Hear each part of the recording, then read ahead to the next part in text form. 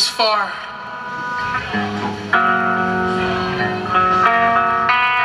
And I've tried to quit, but I just need help.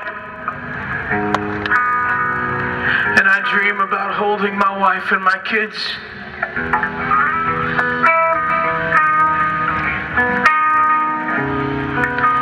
Dear Seventh-day Slumber, I cheated on my husband on a business trip. And I know that he'll probably never forgive me.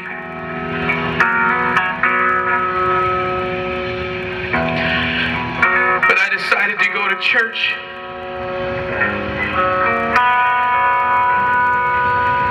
And they told me that they didn't want me to come back. They said that I had messed up too bad. And that they didn't want someone like me in their church.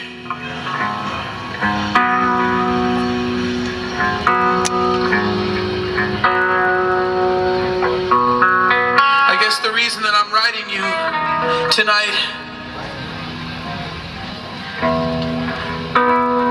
is to find out if God really does forgive me or not.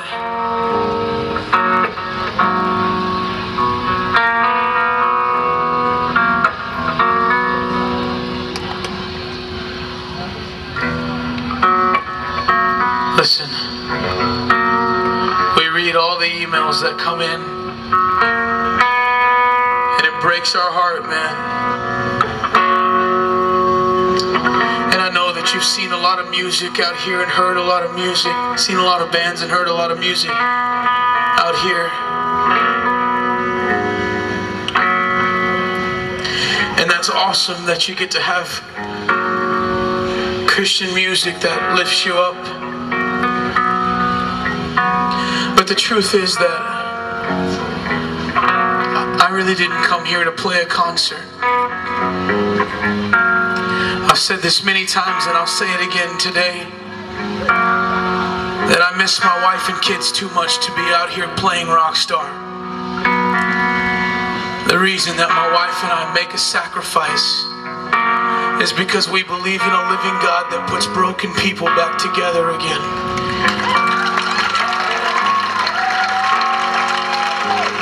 You know, I know what it means to feel hopeless. I know what it means to feel empty. I know what it means to feel broken inside. Some of you know my story, but for those of you that don't, my father used to beat my mother. And my only memories of my father were of him beating my mother bloody. He left when I was 3.5 years old, and that was the last memory, was 10 feet away from me as he tried to kill my mother.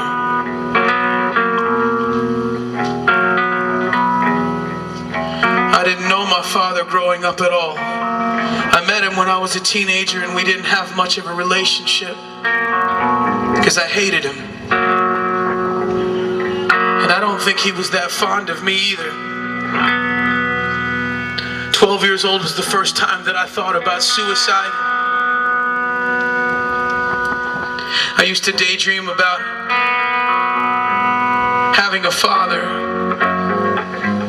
playing football with a father, and baseball, and this may sound silly, but I used to daydream about catching my first fish and my father being so proud of me. But I never had a father to take me fishing. My mother worked 7 days a week to put food on the table for my brother and I. And by the age of 14, I was hurting so bad that I was thinking about suicide every day. And so at the age of 14 years old, I tried my first line of cocaine because I just wanted the pain to stop. And I would imagine there's some of you here today and you feel the same way. You may have got invited here by a friend, a family member, but you're hurting so bad and you just want the pain to stop. And you've heard music and you've jumped around and you've smiled, but inside you're broken and empty and you need more than a song. You need more than just a good band. You need Jesus today. I struggle with this sometimes because I wish that every hurting, broken person could hear this, that I could just touch them and that they would see all the things that I've been through and where I'm at now, and that it would be that easy. But it's not. There's some of you that may not hear a word that I have to say today. By the age of 21 years old, I had a $400 a day cocaine addiction. At the age of 18, I was convicted of my first felony. I've been arrested over 22 times. And today I'm a 4-time felon. My last time down, I was looking at 10 years in prison. I've been in and out of jails and institutions pretty much my whole life.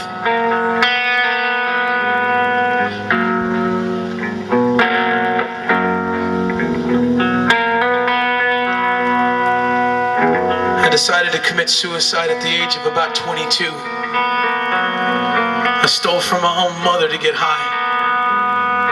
My mother filed bankruptcy because of me. My mother was raised on a farm and started picking cotton at 11 years old and had been working her whole life. And then to have her son steal from her. I'm ashamed and embarrassed to tell you that today. Perfect credit. And she lost everything because of me and my drug addiction. And she would tell me about Jesus. And to me, Jesus was like the tooth fairy. It's kind of a nice thought, whatever you got to tell yourself to get through the day. But I didn't believe in God. I decided I was done living, and I took a lethal dose of cocaine to stop my heart. And my mom wasn't supposed to be the one to find me, but she walked in unexpectedly. And I remember standing up from the chair I was sitting in and trying to walk over to her and tell her how sorry I was for breaking her heart. I took 2 steps and then I had a heart attack in front of my mother on her living room floor. And she was screaming and crying out to this God in heaven to save my life, a God I didn't believe in. The paramedics came and they had me hooked up to all these wires. And they put me in the back of the ambulance, and I was coming in and out of consciousness. And I remember in the back of the ambulance feeling the power of God. I remember feeling the very hand of God, and